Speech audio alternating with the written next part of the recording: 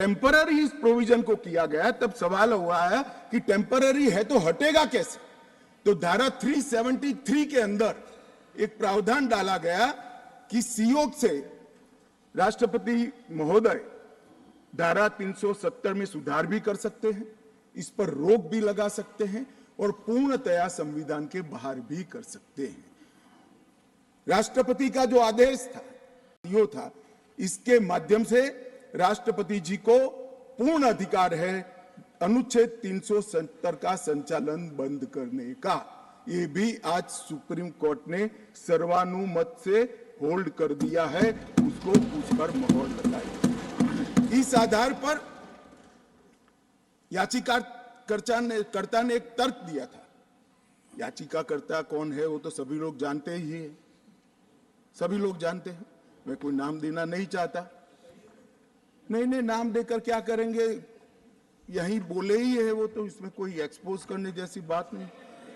मान्यवर 370 के तहत कोई भी घोषणा करने के पहले जम्मू कश्मीर की संविधान सभा का परमिशन जरूरी है, अनुमोदना जरूरी है, ये उनका क्लेम था।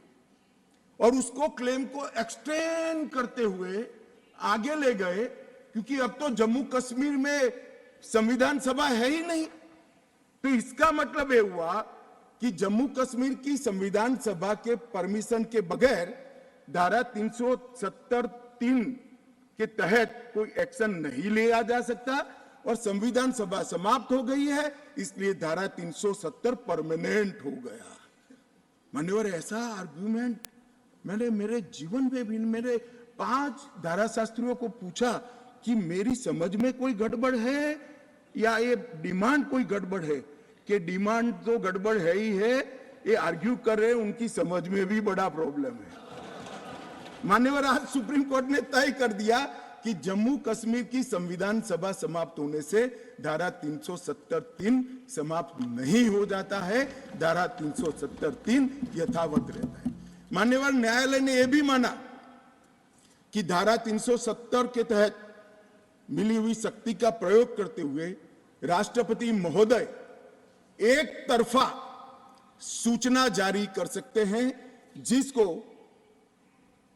संसद के दोनों सदनों का सादे बहुमत से अनुमोदन चाहिए। ये भी आज सुप्रीम कोर्ट ने मान लिया।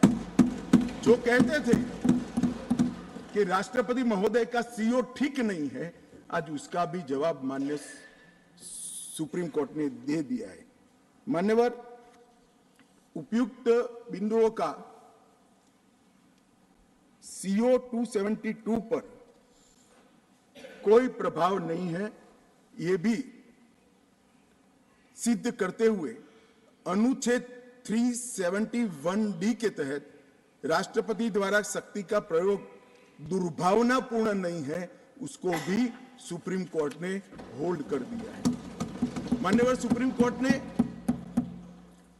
यह भी होल्ड कर दिया है कि क्योंकि जब अब धारा 370 समाप्त हो चुकी है, अब जम्मू कश्मीर के संविधान का कोई अस्तित्व नहीं रहता है।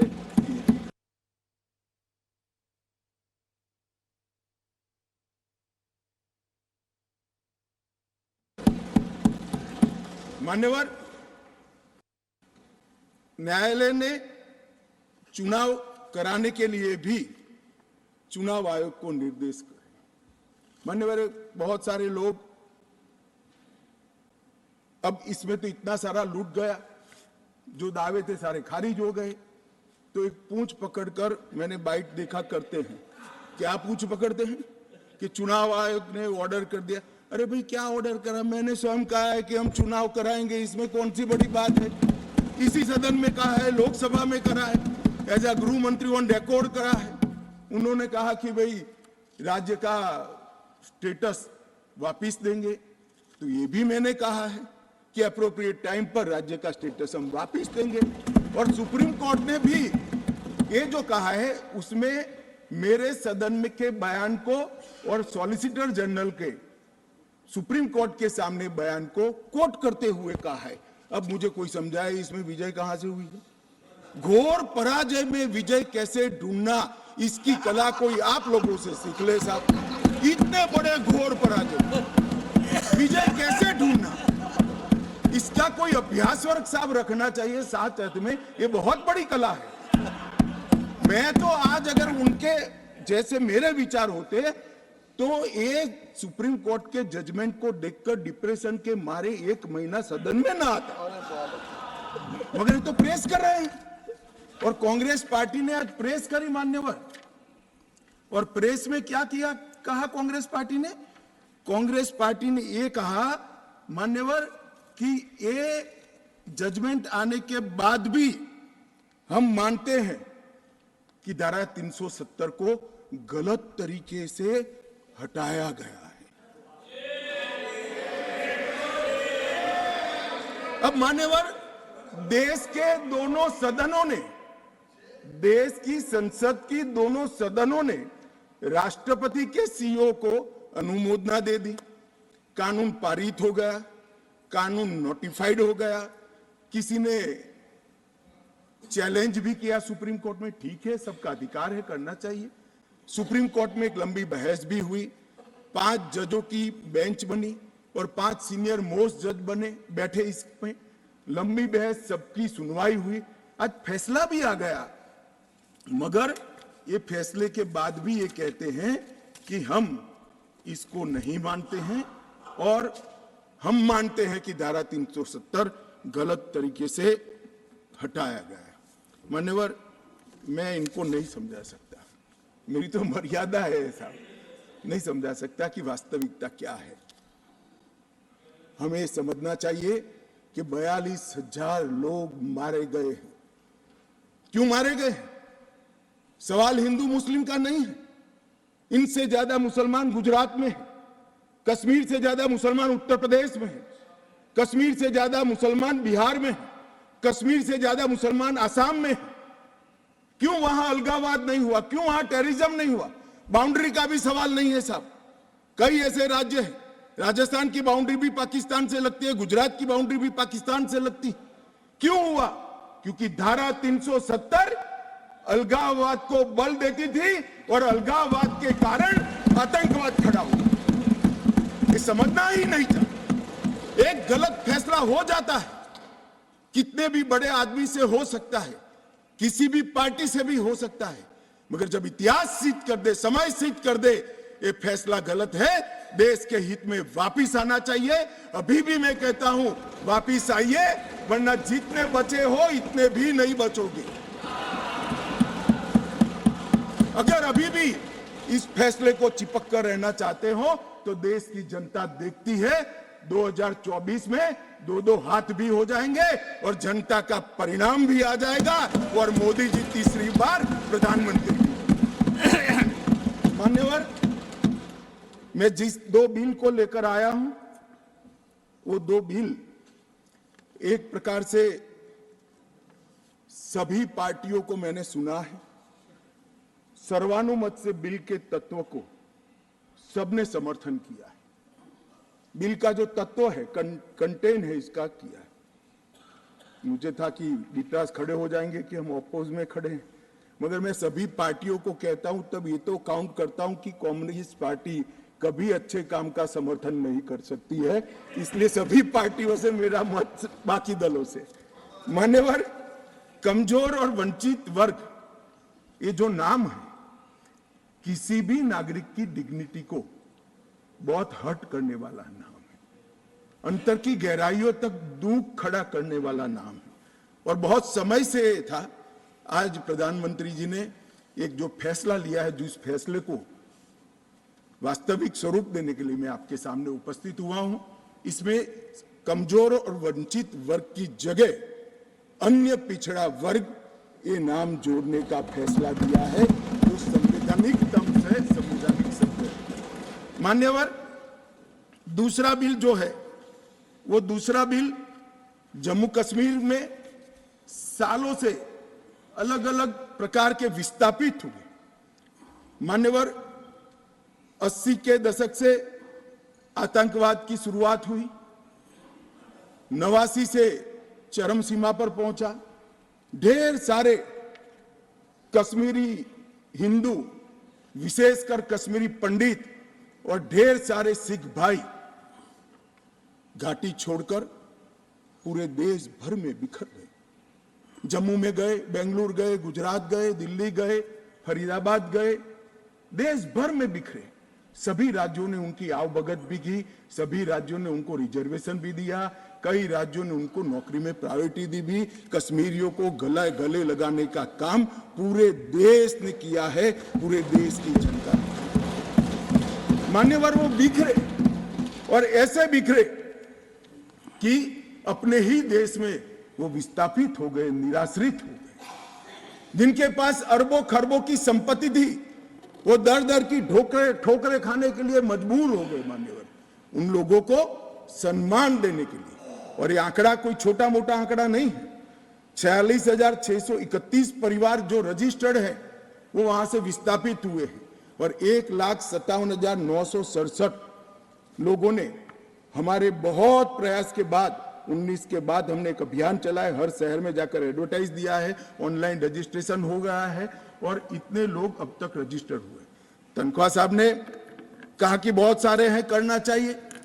मैं तो उनको निमंत्रित करता हूं, तनख्वाह साहब आप जितने भी छूट गए इसकी सूची लाइए, आधी सेकंड में मैं रजिस्टर कर आपको एक्नॉलेजमेंट दूंगा। मान्यवर, ऑनलाइन प्रक्रिया है और मैं आज इस महान सदन के माध्यम से देश भर में बिखरे पड़े कश्मीरी पंडित और अन्य विस्थापितों को कहना चाहता हूं, नरेंद्र मोदी सरकार आपको न्याय देने के लिए कमिटेड है।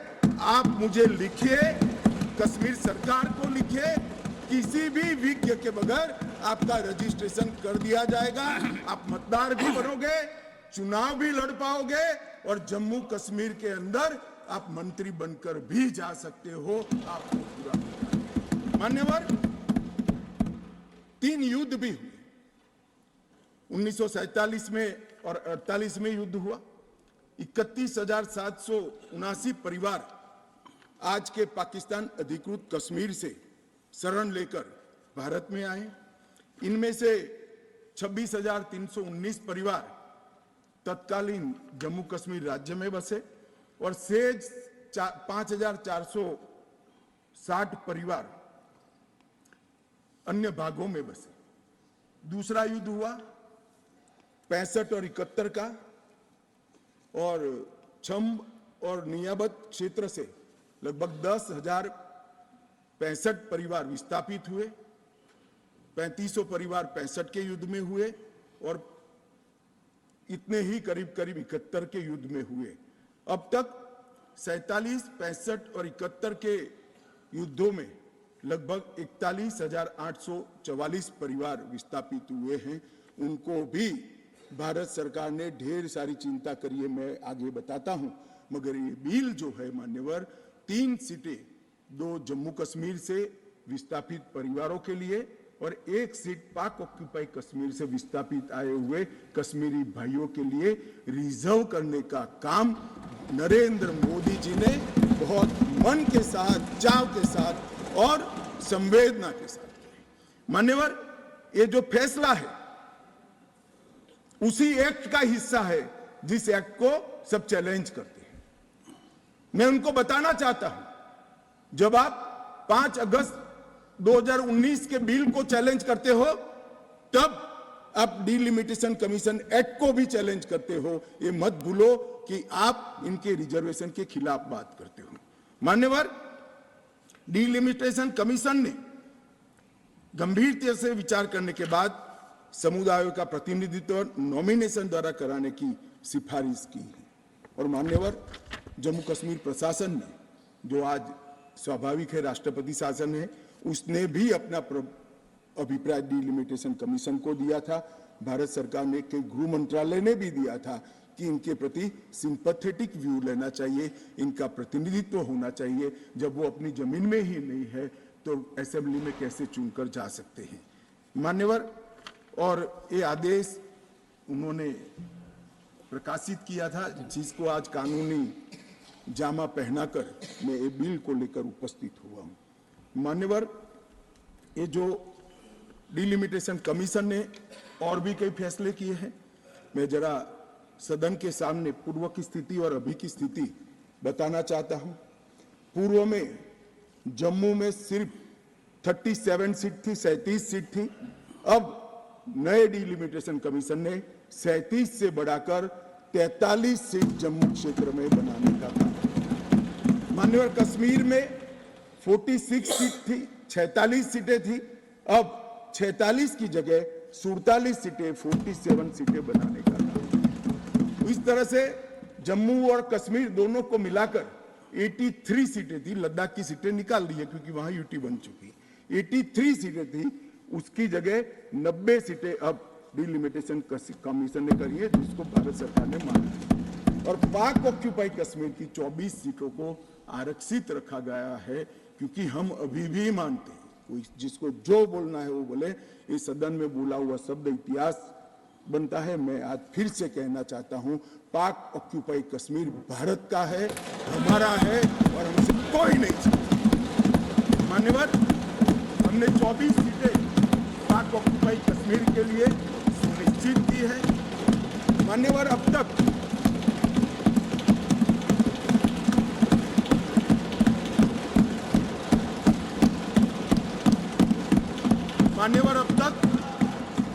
SC ST की सीटों में बड़ी विसंगतताएं भी थी, और जो दिग्विजय की कहते थे संवेदनशील अप्रोच होना चाहिए, संवेदनशीलता होनी चाहिए। SC ST के प्रति संवेदना से ही ये निर्णय हुआ है। पहले जो 7 सीटें थी SC की, उसको हमने बरकरार रखा, और ST की सीट 0 थी, क्योंकि धारा 370 परमिट नहीं करती थी। अब परमिट करती है। 9 सीटों को रिजर्व कर दिया।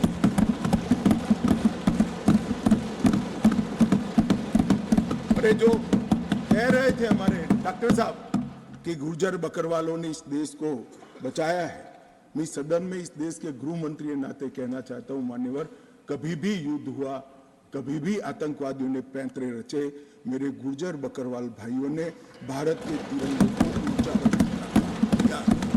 और आज सालों के बाद आज उनको न्याय मिलने जा रहा है। इसका कम से कम मुझे तो बहुत संतोष है।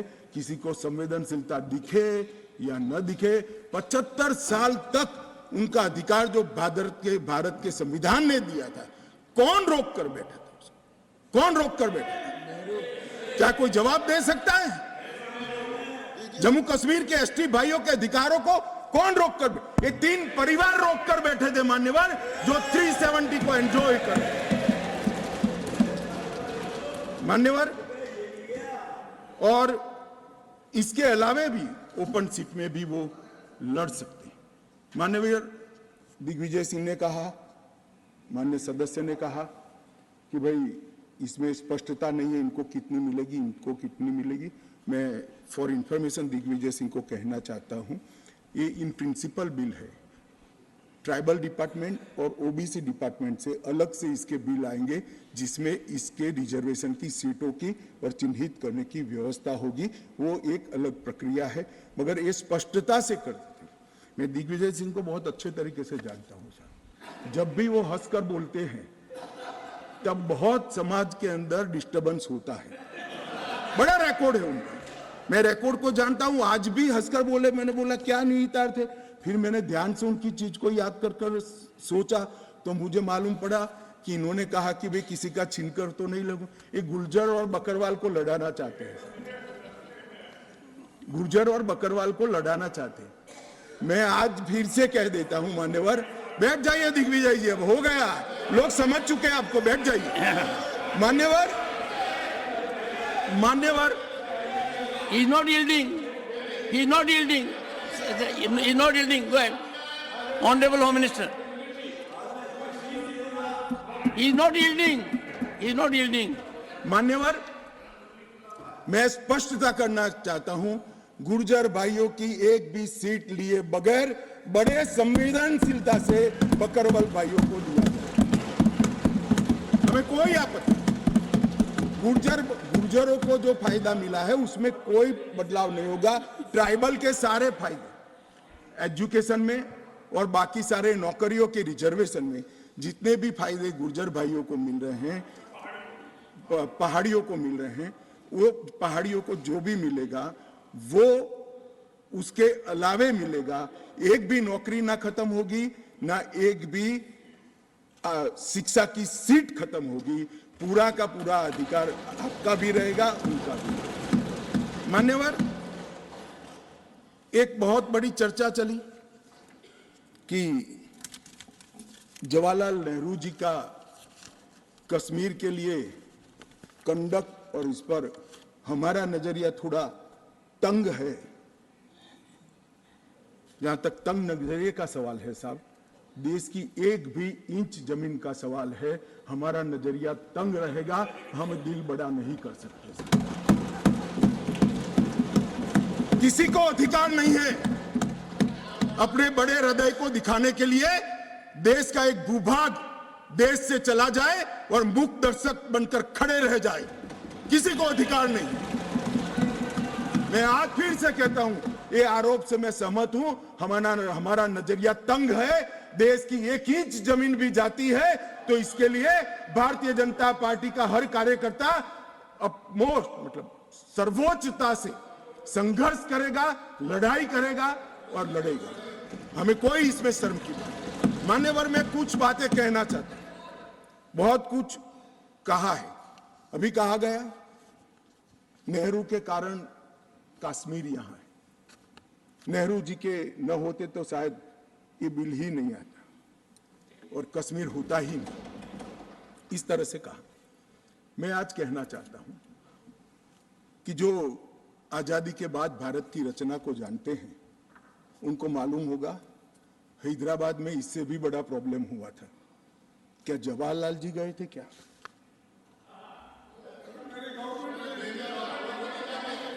तो यहां गवर्नमेंट नहीं, यहां नेहरू। क्या कर रहे हो खड़गे जी? अभी भी वापस आओ।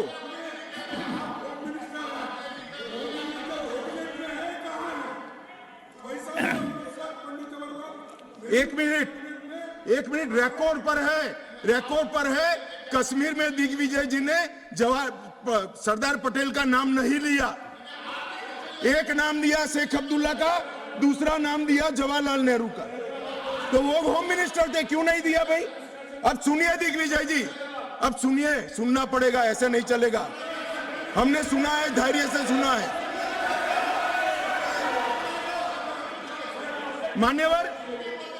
मान्यवर, जूनागढ़ में क्या जवाहरलाल नेहरू गए थे? हैदराबाद में जवाहरलाल नेहरू गए थे, लक्षद्वीप में जवाहरलाल नेहरू गए थे, जोधपुर में जवाहरलाल नेहरू गए थे। जवाहरलाल नेहरू एक ही जगह काम देखते थे, जम्मू कश्मीर में, जिसको आधा छोड़कर आ गए। एक ही जगह देखते। मान्यवर, दूसरा, विलय लेट क्यों हुआ? सारे लोग जानते हैं साहब, इतिहास को 1000 फुट नीचे दफन कर दो, वो ऐसा बीज है जो वटवृक्ष बनकर सच्चाई बाहर आ जाती है। सब जानते हैं कि हमारा विलय इसलिए लेट हुआ कि महाराजा पर किसी एक व्यक्ति को विशेष स्थान देने का आग्रह था, शेख अब्दुल्ला को विशेष स्थान देने का आग्रह था। इसके कारण विलय लेट हुआ और पाकिस्तान को आक्रमण करने का मौका मिला। मैं आज ये पूछना चाहता हूं कि इतने सारे कठिन राज्यों का विलय हो गया, कहीं पर 370 क्यों नहीं है? क्यों नहीं है? ना जोधपुर में है, ना जूनागढ़ में है, ना हैदराबाद में है, ना लक्षद्वीप में है। क्यों 370 नहीं है? कि संवेदनशील हृदय के कारण 370 है। संवेदनशील हृदय। मान्यवर, कंडीशन किसने रखी, किसने स्वीकार की? इतिहास जवाब मांगता है, देश की जनता जवाब मांगती है, जवाब देना पड़ेगा, भाग नहीं सकते इतिहास से कोई। मान्यवर, सेना भेजने में देरी क्यों हुई? और ये कहते हैं कि इसके बाद भी देरी हुई है। मैं साहब एक रेफरेंस सैम मानेकशॉ का देना चाहता हूं। फील्ड मार्शल सैम मानेकशॉ तब डायरेक्टर ऑफ मिलिट्री ऑपरेशंस थे। उन्होंने एक जगह पे कहा है कि कबीलाई हमलावर आक्रामक और लूट मचा रहे थे, तब चर्चा में ही व्यस्त थे। मैं व्यक्ति का नाम देना नहीं चाहता वरना खड़े हो जाएंगे। तब एक मीटिंग में सैम मानेकशॉ मौजूद थे। सरदार पटेल जी ने नेहरू जी को कहा, जवाहर आप कश्मीर चाहते हो या नहीं चाहते हो, देरी क्यों हो रही है? तब जाकर सेना भेजने का निर्णय हुआ है। जवाब देना पड़ेगा। नहीं दिग्विजय भी ऐसे मत करे, मैं भेज दूंगा आपको, पुस्तक ही भेज दूंगा। मान्यवर, Honorable Home Minister is not yielding. He is not yielding. Honorable Home Minister is not yielding. मान्यवर, एक बात सर्वविदित है, अगर असमय सीज फायर नहीं होता तो आज पाक ऑक्यूपाई कश्मीर नहीं होता। अब पत्रों का जिक्र कर रहे हैं, किसी अंग्रेज सेनापति ने देखा, मैं जरूर देखूंगा इसको, अगर लिखा है तो देखना चाहिए। परंतु अफसर कुछ भी कहे, देश का प्रधानमंत्री का देश की जमीन के लिए संवेदनशीलता होना चाहिए या नहीं होना चाहिए? इतना छोटा सवाल है। हमारी सेना जीत रही थी, वो भाग रहे थे, 2 दिन रुक जाते, पूरा पाक ऑक्यूपाई कश्मीर तिरंगे के तले आ जाता। क्यों किया? दूसरा, क्यों मामले को यूएन में ले जाया गया? अब ये सारी चीजों को आप कहते हैं कि रेफरेंस लाइए। मान्यवर, मुझे मालूम था दिग्विजय सिंह, हाँ करता हूं, बैठिए, मुझे मालूम था साहब ये खड़े हो जाएंगे, इसलिए मैं लेकर आया। मैं एक कोट अनकोट पढ़ता हूं। यूनाइटेड नेशन के अनुभवों के बाद मैं इस निष्कर्ष पर पहुंचा हूं कि वहां से कुछ संतोषजनक नतीजों की उम्मीद नहीं की जा सकती। मुझे सीज फायर करना अच्छा फैसला लगा, लेकिन इस मसले को ठीक से हम नहीं निपट पाए, नहीं परख पाए। हम सीज फायर पर और विचार करके बाद में निर्णय करना चाहिए था। हालांकि ये सब भूतकाल की गलतियां हैं। ये जो कोट है किसी और का नहीं है, जवाहरलाल नेहरू का है। अब उनको तो मानोगे या नहीं मानोगे कि उन्होंने गलती की है, स्वीकार करी है। और साहब एक मिनट, सोर्स भी बता देता हूं, Nehru memorial museum and library, Jawaharlal Nehru connection, JNSG 143 part 1। और उस वक्त जब अरे भाई, स्वयं नेहरू कह रहे हैं मेरी गलती थी, क्यों इतना पकड़ कर रखा है पूंछ? मान्यवर, और चलो संयुक्त राष्ट्र में जाना भी था तो अनुच्छेद 51 में क्यों ले गए, जहां भारत के अधिकार सीमित होते थे? अनुच्छेद 35 में जाते तो भी हमें कोई दिक्कत नहीं होती। ये भी एक बहुत बड़ा गलत